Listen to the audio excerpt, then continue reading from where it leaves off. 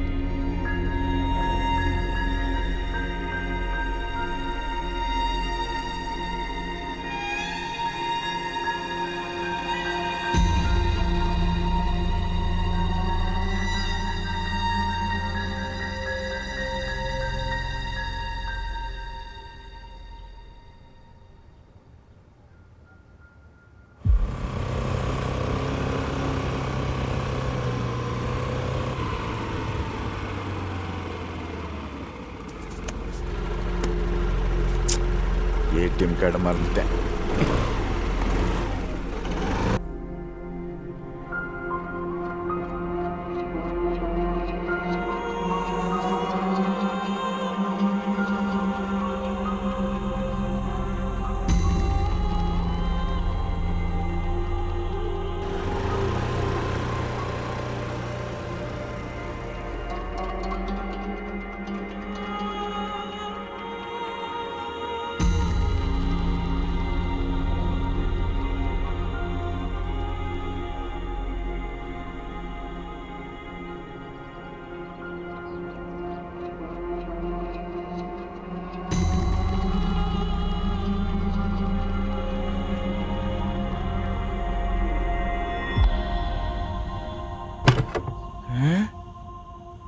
என்ன இவ்வளோ போக?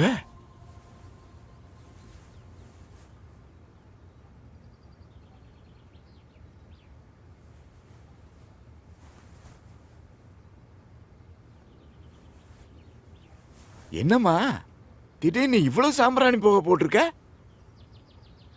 அது சாம்பிராணி போக போட்டா வீட்டுக்கு பாசிட்டிவ் எனர்ஜி கிடைக்கும்னு ஃப்ரெண்டு சொன்னா, அதான்ப்பா. அப்படியா? சரி, ஏடிஎம் கார்டை மறந்து வச்சுட்டு போயிட்டேன். பாதி வெளியில் ஞாபகம் வந்துச்சு. என்னம்மா பாத்ரூம்க்கெல்லாம் சாம்பிராணி போட்டிருக்க? நமக்கு அவ்வளோ பாசிட்டிவ் எனர்ஜியாக தேவைப்படுது. இல்ல, வீடு முழுக்க போட்டேனா அதான். சரிம்மா, சரி நான் போயிட்டு வந்துடுறேன்.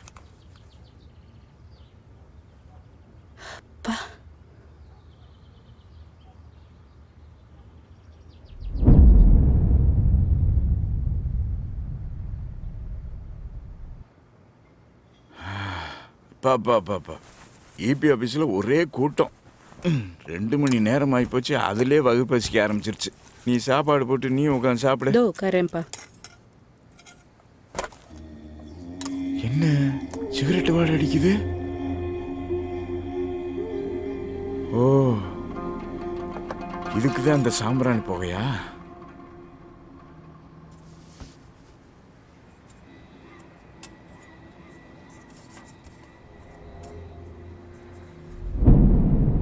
வந்து நம்ம ஒரு ஆண் அப்படின்னு உணர ஆரம்பிச்சிங்க?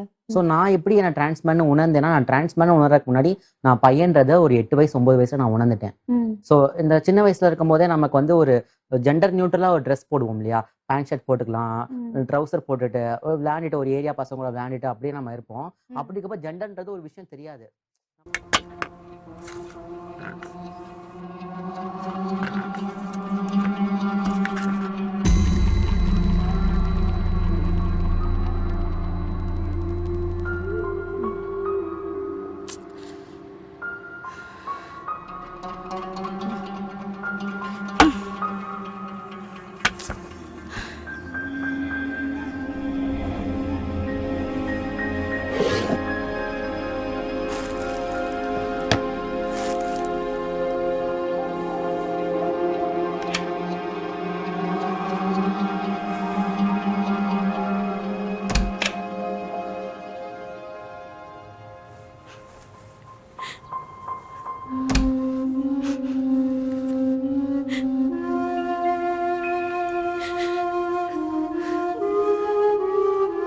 என்ன ஏமா இப்படி பெத்த?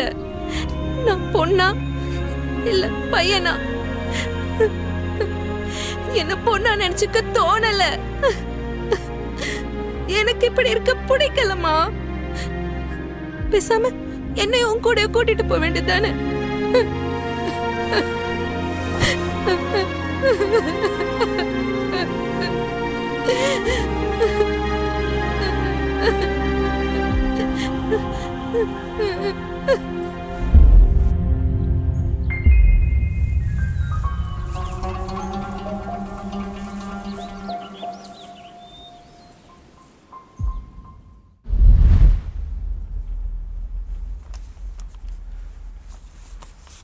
அம்மா காயத்ரி, என்னப்பா? உனக்கு இந்த வருஷம் காலேஜ் முடியுதுல? புரோக்கர்கிட்ட சொல்லியிருந்தேன், ஒரு பையனோட ஃபோட்டோ கொடுத்துருக்காரு. உனக்கு பிடிச்சிருந்தா பாரு. அப்பா, நான் சொல்றத கொஞ்சம் பொறுமையா கேளுங்க. நான் பொண்ணு இல்லை. ரொம்ப வருஷமாவே நான் இப்படித்தான் இருக்கேன். மனசுக்குள்ள ஆணாவும் வெளியில பொண்ணாவும் நான் யாருன்னு எனக்கே தெரியாம 2 வாழ்க்கை வாழ்ந்துட்டு இருக்கேன். உங்களுக்கு இது கேட்க அதிர்ச்சியா தான் இருக்கும்.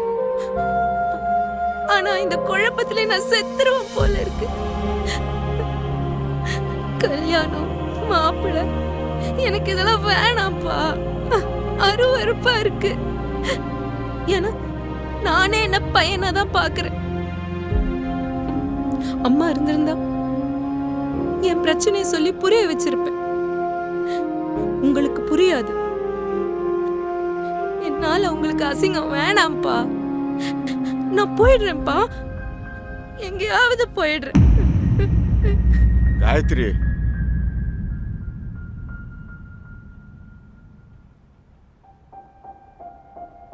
என்னம்மா சொன்ன? அம்மாவுக்கு தான் உன் பிரச்சனை புரியுமா? அப்ப இத்தனை வருஷமா அப்பாவுக்கு அப்பாவா, அம்மாவுக்கு அம்மாவா இருந்துகிட்டு இருந்த எனக்கு உன் பிரச்சனை புரியாதா? நானும் உன்னை ரொம்ப நாளா கவனிச்சுக்கிட்டு தான் இருக்கேன். உனக்குள்ள ஏதோ வித்தியாசம் இருக்குன்னு எனக்கும் தெரியும். ஆனா அத உன்கிட்ட எப்படி கேட்கறதுன்னு தெரியாம தான் நானும் யோசிச்சுக்கிட்டே இருந்தேன். போறேங்கிற எங்க போவ? உடைய பெத்து இத்தனை வருஷமா கஷ்டப்பட்டு வளர்த்தது நீ எங்கேயாவது ரோட்ல அனாதையா விடுறதுக்கா? நீ இந்த அப்பாவை புரிஞ்சுக்கிட்டது அவ்வளவுதானா? ஏம்மா, நீ பொண்ணாரு இல்ல பையனாரு, எப்படி வேணாலும் இருடா. ஆனா அப்பா இப்படியே இருந்துருமா. அப்பா அனாதை அப்படின்னு போயிடாதம்மா.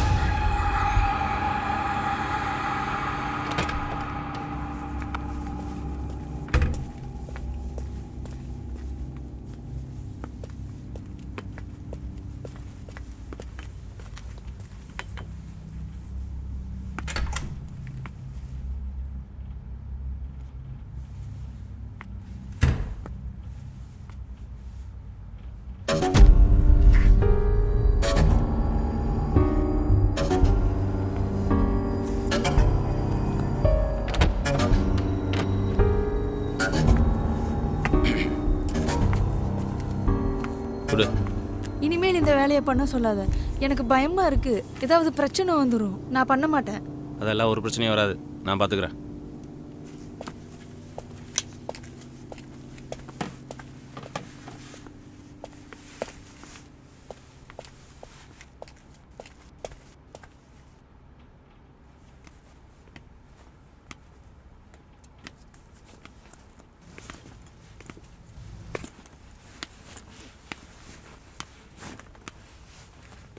ஓ, வந்துட்டியா?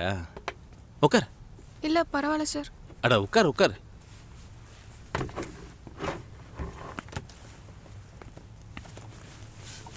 நீ எந்த டிபார்ட்மெண்ட்டு? பிஎஸ்சி ஃபர்ஸ்ட் இயர் படிக்கிறேன் சார். ஓ அப்படியா? பரவாயில்ல பரவாயில்ல. நான் உனக்கு ஒன்று காட்டுறேன்.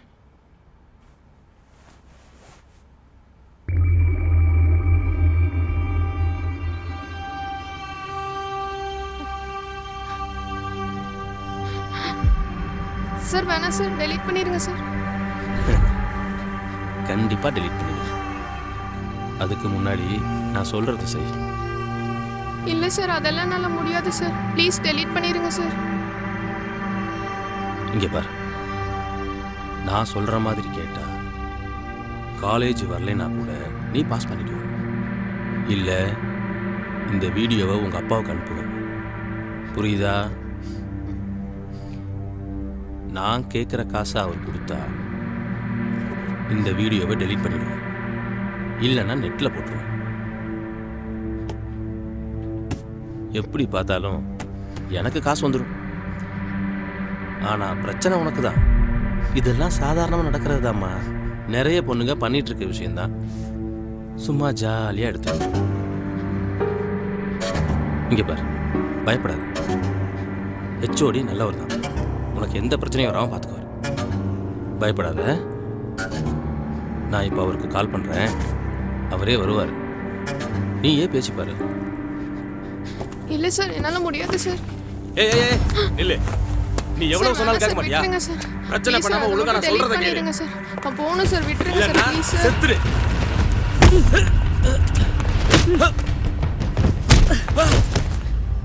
என்னடா நினைச்சிட்டு இருக்கீங்க?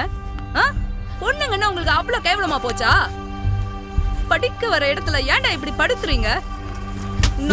அக்கா வேணாம் அக்கா. உன்னால இப்படியே விடக்கூடாது. நமக்கு பிரச்சனை வேண்டாம். நம்ம வெட்டணும்டா. நம்ம போயிடலாம் அக்கா. இவனை சும்மா விடக்கூடாது. அக்கா இவன் பின்னாடி நிறைய பேர் இருக்கிறாங்க, நம்ம போயிடலாம் அக்கா.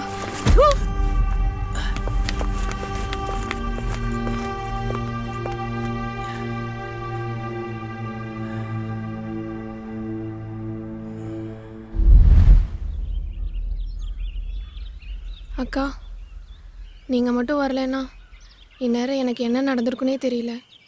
நினைச்சாலே பயமாக இருக்கு. இவனை என்ன பண்ணலாம்? போலீஸ்ல கம்ப்ளைண்ட் பண்ணலாமா? அப்படி பண்ணாதான் இவன்லாம் ஒழுங்கா இருப்பான். வேற எந்த பொண்ணுகிட்டையும் இந்த மாதிரி தப்பு பண்ணாம இருப்பான். இல்லை வேண்டாம். என் பேர் வெளியில் போச்சுன்னா அது எனக்கு தான் அசிங்கம். அதுவும் இல்லாமல் எங்கள் அப்பாவுக்கு தெரிஞ்சதுன்னா என்னை காலேஜ்க்கே விட மாட்டார். இந்த உலகத்துல நம்ம எங்க போனாலும் இந்த மாதிரி பிரச்சனை நம்மளை தொடர்ந்து வந்துகிட்டே தான் இருக்கும். நம்ம தான் நம்மளை பத்திரமா பார்த்துக்கணும்.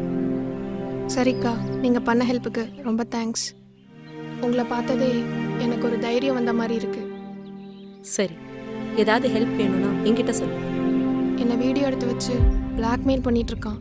அதை எப்படியாவது அவன்கிட்ட இருந்து வாங்கணும். சரி, நாளைக்கு வந்து அவன்கிட்ட இருந்து வாங்கிடலாம். இப்போ அவனுக்கு கொஞ்சம் பயம் வந்திருக்கும். கவலைப்படாத. சரிக்கா, ரொம்ப தேங்க்ஸ். உங்கள் நம்பர் கொஞ்சம் தரீங்களா? தரேன். 7801 5.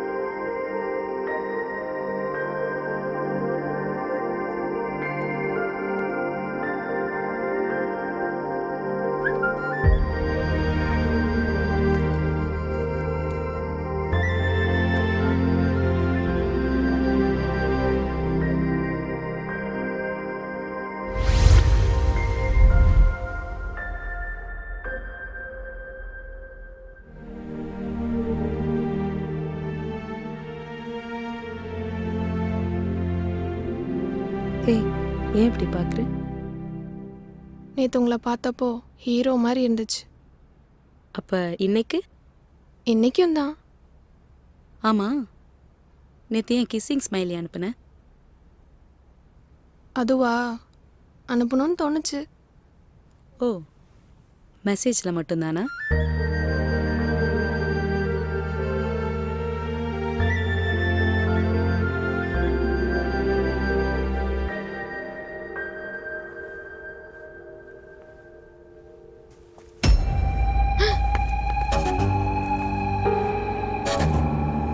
ஓ, இதான் உன் பிரச்சனையா?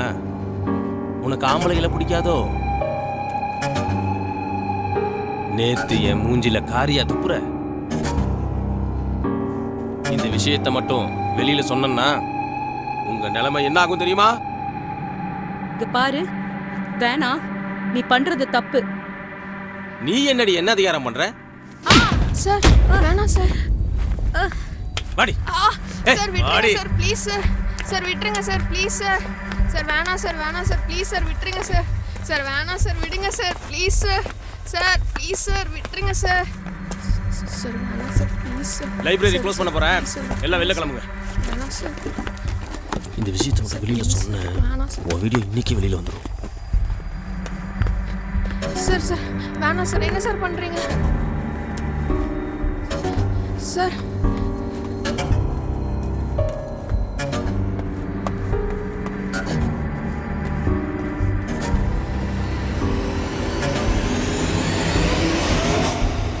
பேண்ட் சட்டை போட்டால் நீ ஆம்பளை ஆயிருங்க. ஆம்பளைனா என்ன நான் காட்டவா?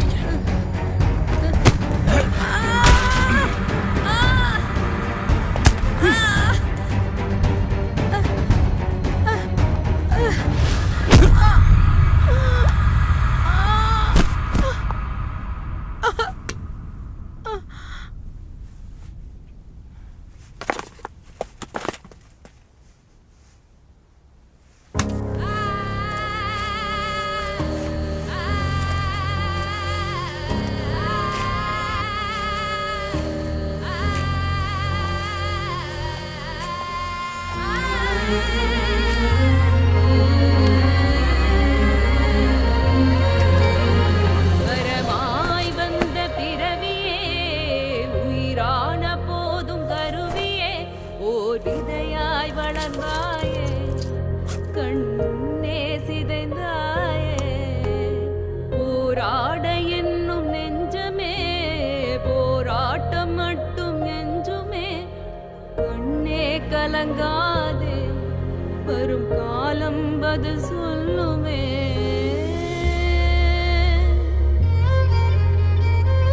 உன்னை இதோட விட மாட்டேன். இந்த வீடியோவில் என் முகத்தை மறைச்சு ஊர் ஃபுல்லாக சுத்த விட போகிறேன். அத்தனை சைட்லேயும் உன் வீடியோ என்னால் ஒன்றும்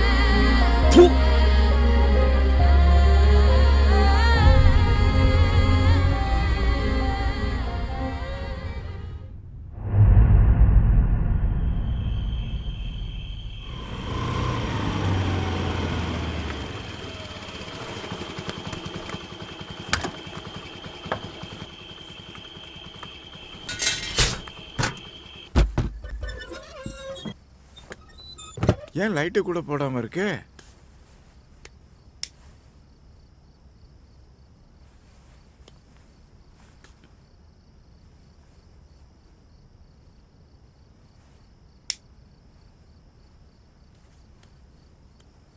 காயத்ரி, ஏன் அதுக்குள்ளே படுத்துட்ட?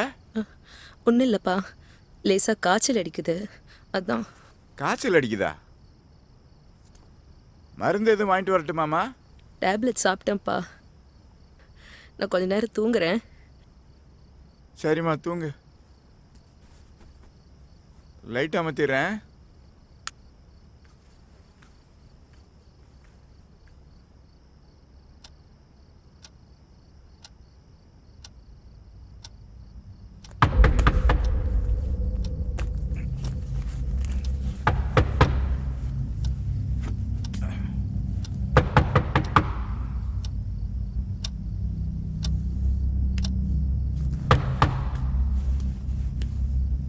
இந்த நேரத்தில்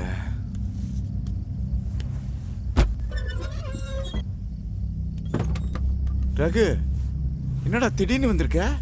இதான் பிரச்சனையா? என்னாச்சு? போன் கூட பண்ணாம திடீர்னு இந்த நேரத்தில் வந்திருக்க? சொல்லுடா.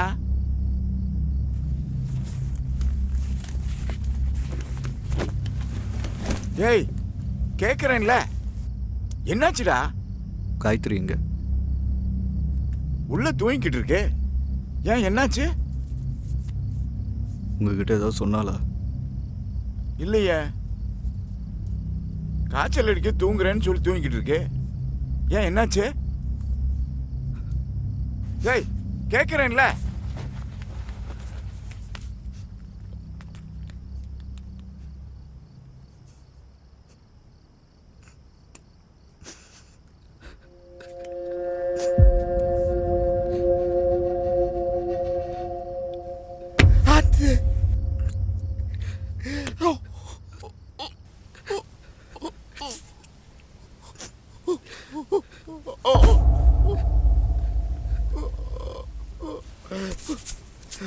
போச்சு போச்சு, எல்லாமே போச்சு.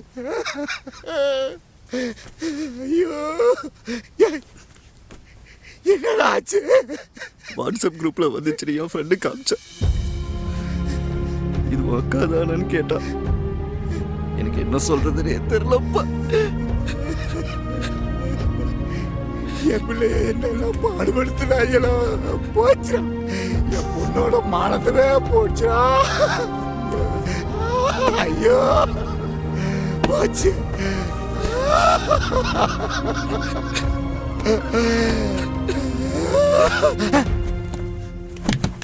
காயத்ரி காயத்ரி ஏமா என்ன மாதிரி லைட்ட போடுறா. அப்பா அப்பா மொழியை கேட்கவே மனிதர் இங்கு இல்லையே, நெஞ்சோடு புதைப்பாயே மறு ஜென்மம் எடுப்பாயே, கண்ட கனவு யாவுமே மண்ணோடு மறைந்த மாயமே, தெய்வம் நின்னோடு நீ வருவாய் என்னோடு, தெய்வம் நின்னோடு நீ வருவாய் என்னோடு.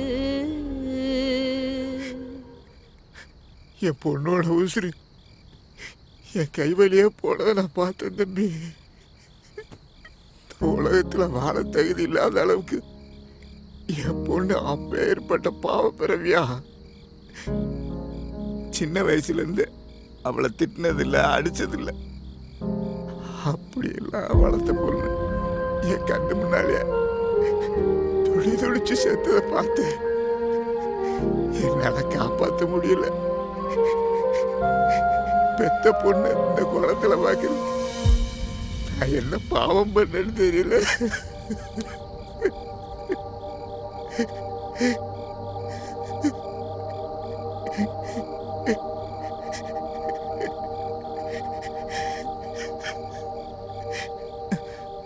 கொஞ்ச நாளைக்கு அப்புறம் வாணிங்கிற அந்த பொண்ணு எங்களை பார்க்க வீட்டுக்கு வந்துச்சு. நடந்த எல்லா விஷயத்தையும் எங்ககிட்ட சொல்லுச்சு. இதெல்லாம் என்னால தான், என்னை மன்னிச்சிருங்கன்னு சொல்லுச்சு. என் பொண்ணோட விதியை யாரால மாற்ற முடியும்? அது போக அந்த பொண்ணு இன்னொரு விஷயம் சொல்லுச்சு. இந்த வீடியோ மட்டும் இல்லைங்கப்பா, இந்த மாதிரி நிறைய பொண்ணுங்களோட வீடியோவும் அவன்கிட்ட இருக்கு. இந்த விஷயம் அந்த பொண்ணுங்களுக்கு தெரியாதுப்பா. என் அப்பா மட்டும் என் வீடியோவை பார்த்தாருன்னா அப்புறம் எனக்கும் இதே நிலைமை தான்.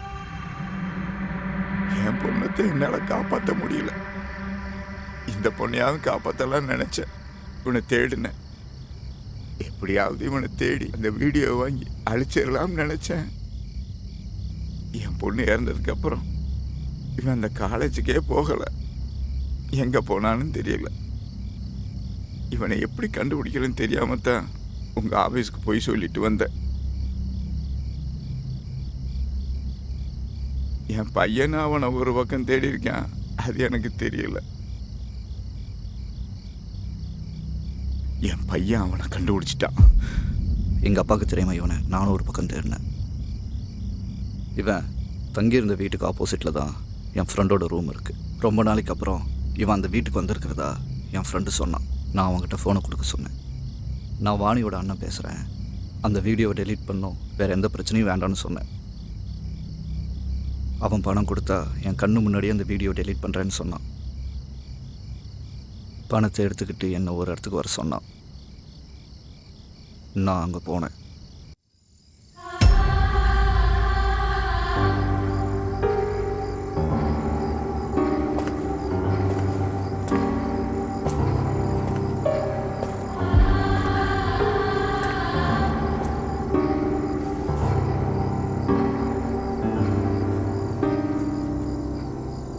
இதுதான் நீ கேட்ட மெமரி கார்டு. எனக்கு வேண்டியது பணம் மட்டும்தான்.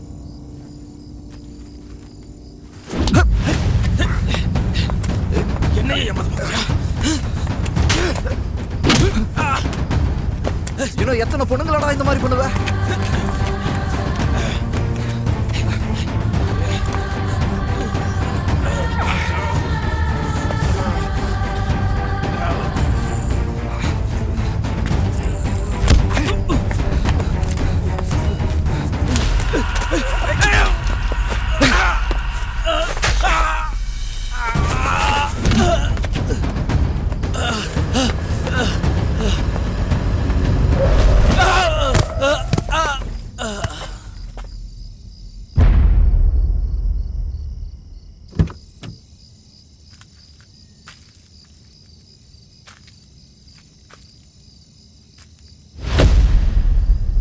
அதுக்கப்புறம் தான் எனக்கு அந்த விஷயமே தெரிஞ்சது. அதான் அன்னைக்கு உங்களை பார்த்தவொன்னே மறைஞ்சு ஓடுனேன். நடந்ததெல்லாம் உங்ககிட்ட சொல்லிட்டேன் தம்பி. என்ன இருந்தாலும் என் பையன் கொலை பண்ணியிருக்கான். அதுக்கு தண்டனை கிடைச்சாகணும். அதை நான் ஏற்றுக்கிறேன் தம்பி. ஆனால் இவன் வாழ்க்கை அழிஞ்சு போயிடக்கூடாது. என் குடும்பத்துக்கு ஏதோ சாவம் தம்பி. ஒவ்வொருத்தரா என்னை விட்டு போயிட்டாங்க. கடைசியில் என் பையனையாவது நான் காப்பாற்றி ஆகணும். ஒரு வாய்ப்பு கொடுங்க. நீங்கள் என்ன சொல்கிறீங்களோ அதை நான் செய்கிறேன். உங்கள் பையன் கொலை பண்ணது தப்பு தான் சார். அதுக்கு தண்டனை கிடைக்கணும். ஆனால் அதை விட பெரிய தப்பு இவன் பண்ணது.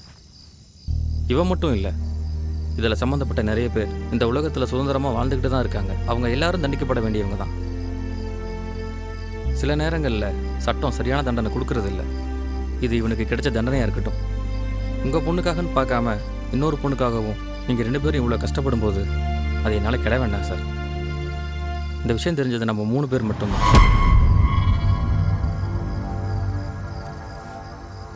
இதை இப்படியே விட்டுருவோம். விடுவீங்கடா, விடுவீங்க. அப்போ நாங்கள் எதுக்கு இருக்கோம்? ஒருத்தன் கொலை பண்ண பிளான் போட்டு கொடுப்பான், ஒருத்தன் கொலை பண்ணுவான், இன்னொருத்தன் டெட் பாடியை மறைப்பான். இவனுங்களா பேசி ஒரு முடிவு எடுப்பானுங்க. நாங்கள் கையை கட்டி வேடிக்கை பார்க்கணும் இல்லை? இங்கே பார், நடந்ததை முழுசாக தெரிஞ்சுட்டு பேசு. விஷயத்தை தெரிஞ்சா நீயே எல்லாம் தெரியும்டா. எல்லா ப்ரூஃபும் ரெக்கார்ட் ஆகிருக்கு. நான் தான் அன்றைக்கே சொன்னேன்ல உங்ககிட்ட, என்கிட்ட நீ என்னைக்காவது மாட்டுவேன்னு. இங்கே பார், உனக்கும் எனக்கும் பிரச்சனை இருந்தால் அது வேற. ஆனால் இதை கொஞ்சம் யோசி. யோசிக்கணுமா? நீ யோசிடா, நீ தான் பெரிய புத்திசாலியாச்சே. இப்போ நீ என்ன பண்ண போறன்னு நான் பார்க்குறேன்.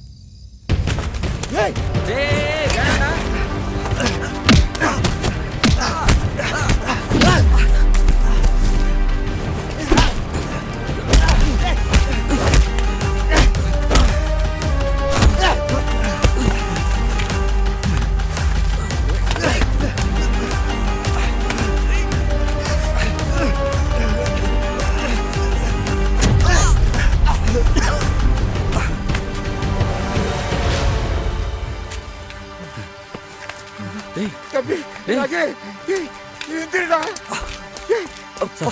ஒன்றாங்க, நீ உன்னை பார்த்துங்க, நான் வந்துடுறேன். ராகே, எந்திரிடா. ஐயோ ராகே, எந்திரிடா.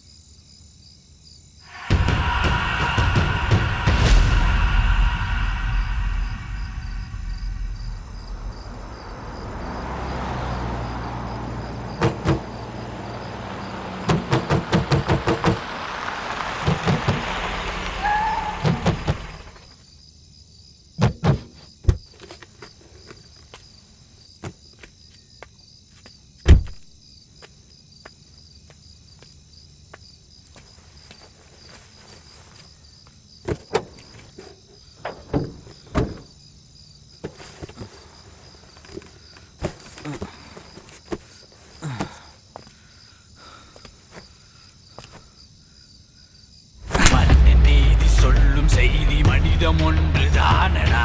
இருக்கும் மட்டும் இந்த உண்மை என்று முன்னர் கொள்ளடா. இந்த பூமி உனக்கு மட்டும் என்ற எண்ணம் ஏனடா. மரணம் என்ற நண்பன் உண்டு மனதில் கொண்டு வாழடா. அகம் ஒன்று வைத்து புறம் ஒன்று பேசும் நேர்மையின் இலக்கணம் என்று வாழ்பவரா. யார் வந்து சென்றும் என்ன செய்த போதும் உலகத்தின் நியதி ஒன்றுதானடா.